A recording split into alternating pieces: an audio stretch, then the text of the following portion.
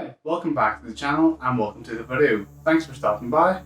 So what today is going to be about is what's in my camera bag. Now I've seen a couple of these floating about YouTube and they're all from big photographers and they're always with the best equipment, the best mirrorless camera that just came out and gear that costs thousands of pounds.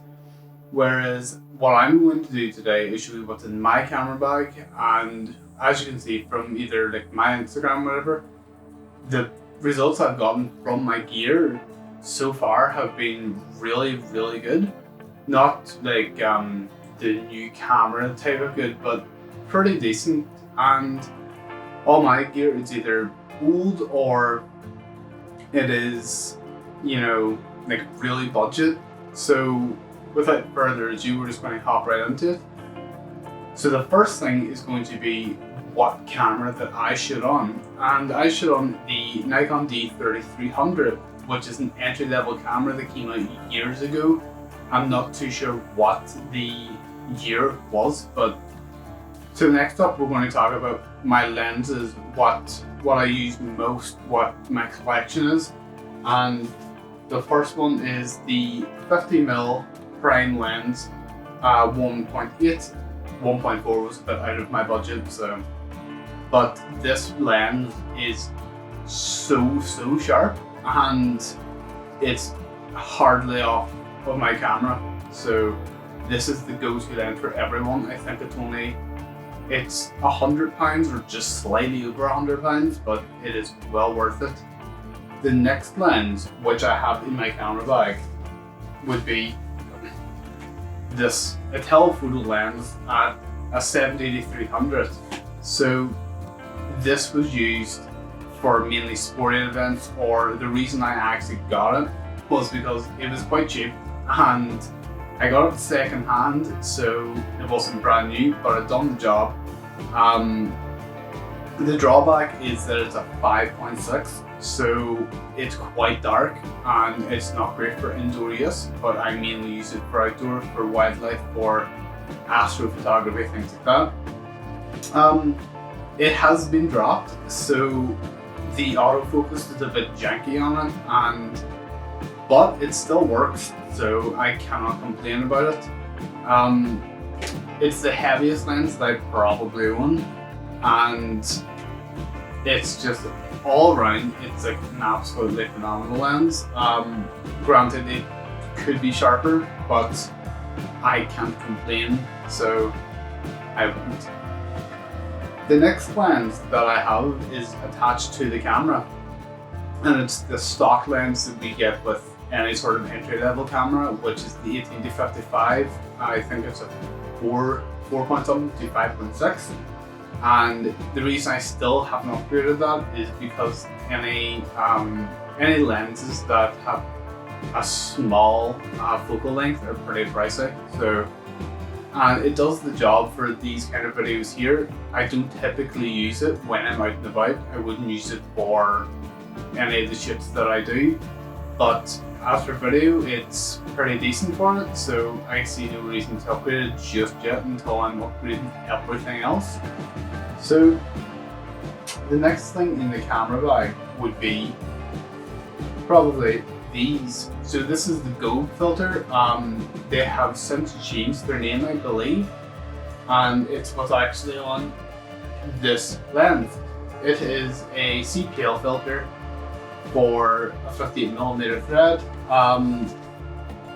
I bought these. The company is absolutely amazing. They're very for planting trees, they're very for the environment. I would definitely give them a shout.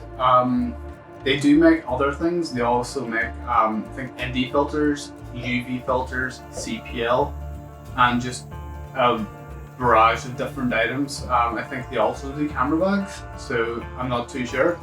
So they were relatively inexpensive, I think 45 to 50 for this one. So I would definitely, if you're on the hunt for like a budget CPL, definitely check out Go. Next that I keep in my camera bag is this external camera flash. Now this isn't a Nikon flash like most other people would have. It's actually a newer flash, and it is pretty decent. It is just as good in my opinion than any other sort of speed light. It takes 4 AA batteries, and it comes with a reflector plus a bounce, and this is a diffuser. So I've only used this like a handful of times, because again, like I've said, most of my shits have been outside. I don't really typically do inside jobs. I mainly got this for a job in a restaurant for food photography, things with like really low indoor light, so I wouldn't have to crank up my ISO. The speedlight itself is pretty damn powerful, and on the lowest setting, the charge for each flash doesn't take that long. But on the highest, it takes, I would say, roughly 5 seconds to recharge. The back of it, as you can probably see here, this is your indicator for the strength of the flash. This mode is your master or slave. So if you have a receiver on the top of your camera, you can fire this off from anywhere, I think within a 10-meter range. Or you can do the master, which when it's attached to the top of the camera will fire when you click your shutter button, and just your on and off button. So that's that.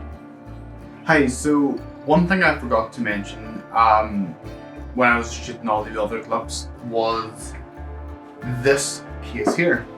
It was made by PGY Tech, and it's what I put my drone into. So I use the Mavic Mini 1. It is a 2.5 or 2.7K camera with no raw features, which is a bit upsetting.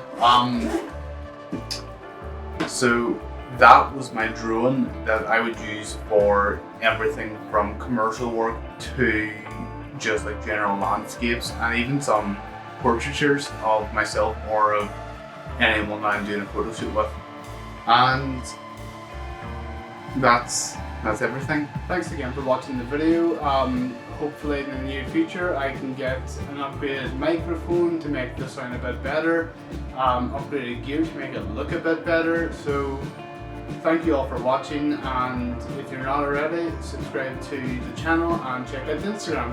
Thanks, bye.